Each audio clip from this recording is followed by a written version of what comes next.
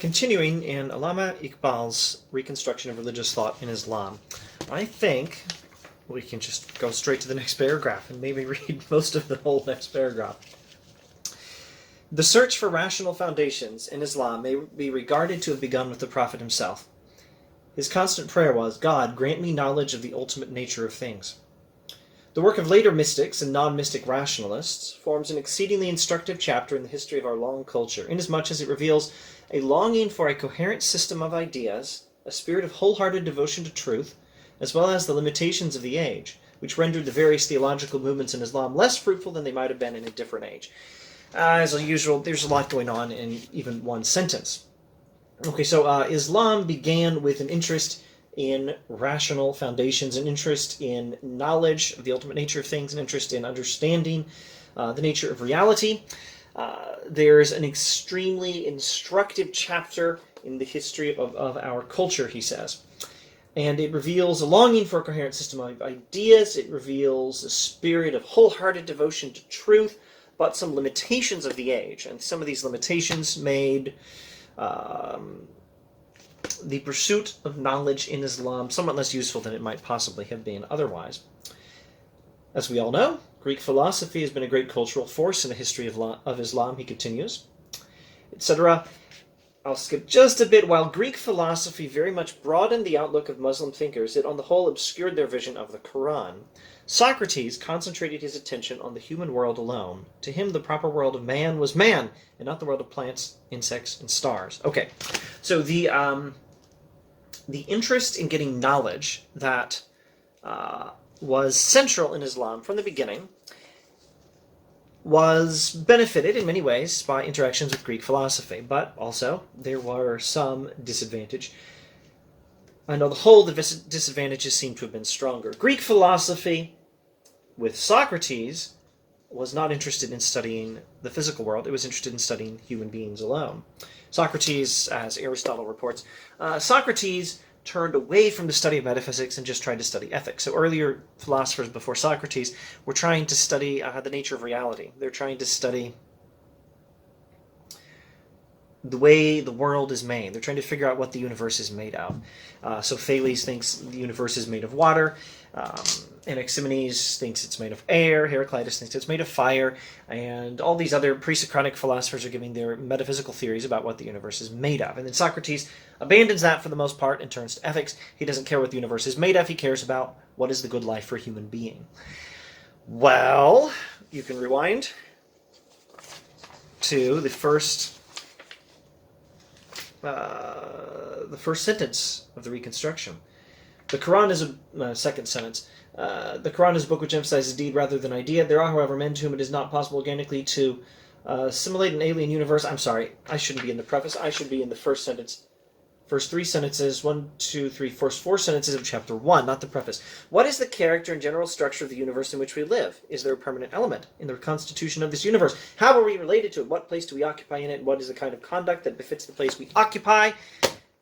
Metaphysics and ethics. So the pre-Socratic philosophers were studying metaphysics. What's the nature of the universe? Socrates mostly abandoned the study of metaphysics and turned to the study of ethics. What's the good life for a human being? Those were the questions that interested these different philosophers. Iqbal, first sentences of chapter 1, says we need to know both. We need to study the nature of reality, and that is the context in which we can understand what is the good life for a human being. So we have to do both. But Greek thought turned away from the study of the universe. Now, that's just the first stage of it with Socrates.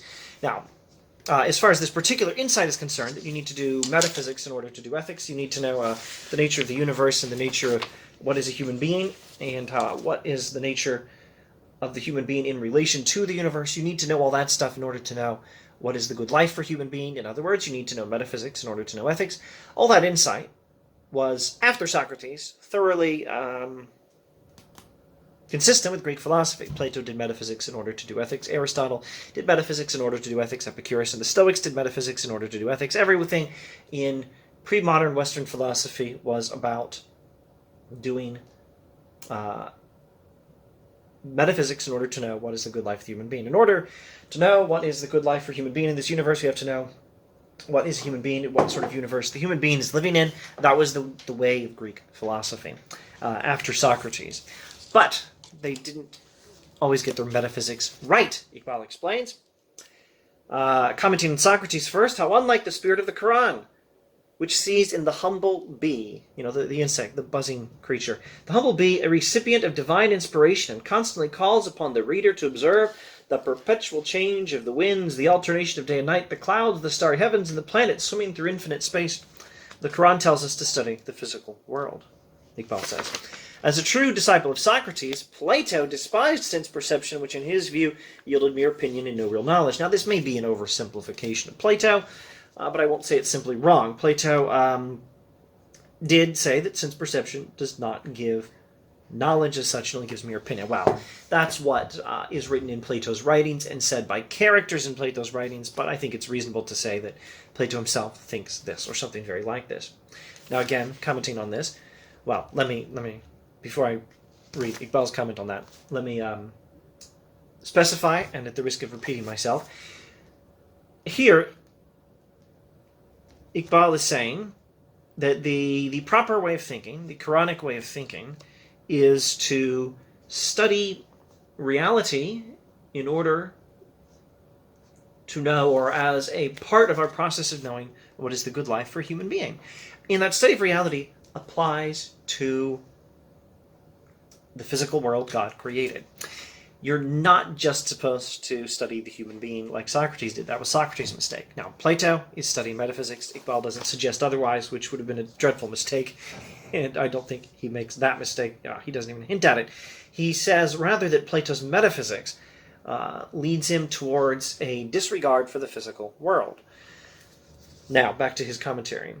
Looking at Plato's mistake, which is not quite the same mistake as Socrates, but it does involve the same neglect as Socrates, the neglect of studying the physical world. How unlike the Quran, how unlike Plato is. How unlike the Quran, which regards hearing and sight as the most valuable divine gifts and declares them to be accountable to God for their activity in this world. We're accountable to God for using our senses to investigate the world. This is what the earlier Muslim students of the Quran completely missed under the spell of classical speculation. They read the Quran in the light of Greek thought. It took them over 200 years to perceive, though not quite clearly, that the spirit of the Quran was essentially anti-classical, or at least anti-Greek. And the result of this perception was a kind of intellectual revolt, the full significance of which has not been realized even up to the present day. It was partly owing to this revolt, and partly to his personal history, that Ghazali based religion on philosophical skepticism, a rather unsafe basis for religion and not wholly justified by the spirit of the Quran. So this is all terribly subtle. He's not saying Greek philosophy bad, Islam good. I have my doubts as to whether even Al-Ghazali can be properly described in those terms. That's probably an oversimplification of Al-Ghazali. But, at any rate, disagreeing somewhat with Al-Ghazali, and with that perspective that says Greek philosophy bad, Quran good, or Greek philosophy bad, Islam good, Iqbal is saying you don't want to base your religion on philosophical skepticism, but you also need to recognize that Islam is not fully consistent with these attitudes in Greek thought, which tend to neglect the study of the physical world in interest of studying the human being only, or studying the soul, or studying non-physical reality alone.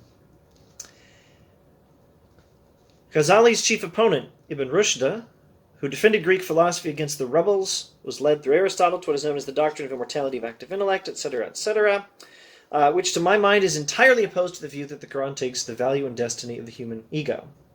Ego should not be interpreted as meaning arrogance, and you watch Iron Man 1, and you say, well, that guy has a big ego. That's not what the word ego here means. Here, ego just means the self. Okay, so Ibn Rushd is defending Greek philosophy against those who oppose it, but he's not really getting the Quran quite right either. Thus, Ibn Rushd lost sight of a great and fruitful idea in Islam, and unwittingly helped the growth of that enervating philosophy of life which obscures man's vision of himself, his God, and his world, The more constructive among the Asharite thinkers were no doubt on the right path and anticipated some of the more modern forms of idealism. So many references here to Islamic theology, the history of Islamic theology in the history of Western philosophy. Let's not track them all down. I don't think I could anyway. Yet, on the whole, the object of the Asharite movement was simply to defend orthodox opinion with the weapons of Greek dialectic. The Mutazilites, more history of Islamic theology, conceiving religion merely as a body of doctrine and ignoring it as a vital fact, took no notice of non-conceptual modes of approaching reality and reduced religion to a mere system of logical concepts, ending in a purely negative attitude. They failed to see that in the domain of knowledge, scientific or religious, complete independence of thought from concrete experience is not possible. Now, I don't think I am capable of tracing all the connections here. And I certainly don't have time. If I am capable of it, let me restate this last sentence and see if I can paraphrase it for you. And then maybe we can be finished with this video.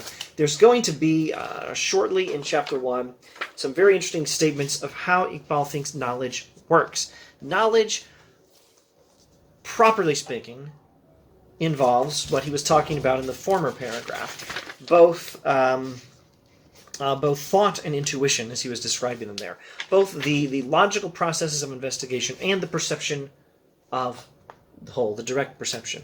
Or connecting, it's so easy to connect these things. This is some set of connections that are pretty easy for me. Connecting this way of thinking with the resources behind this book, the thought traditions he's looking to piece together.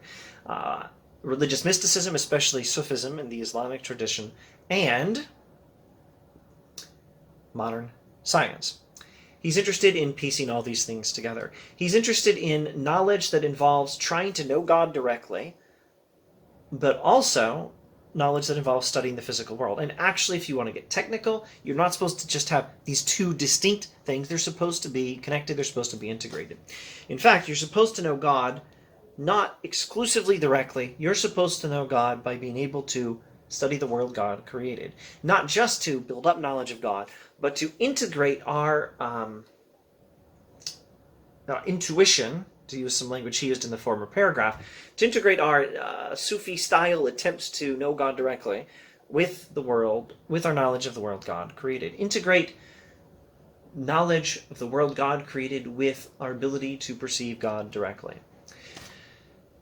I think we're going to get some interesting statements about that in future videos, in future paragraphs of Chapter 1 of the Reconstruction of Religious Thought in Islam. But now, to finish this video, to finish this paragraph we were reading in this video, last sentence of that paragraph, they failed to see that in the domain of knowledge, scientific or religious, complete independence of thought from concrete experience is not possible.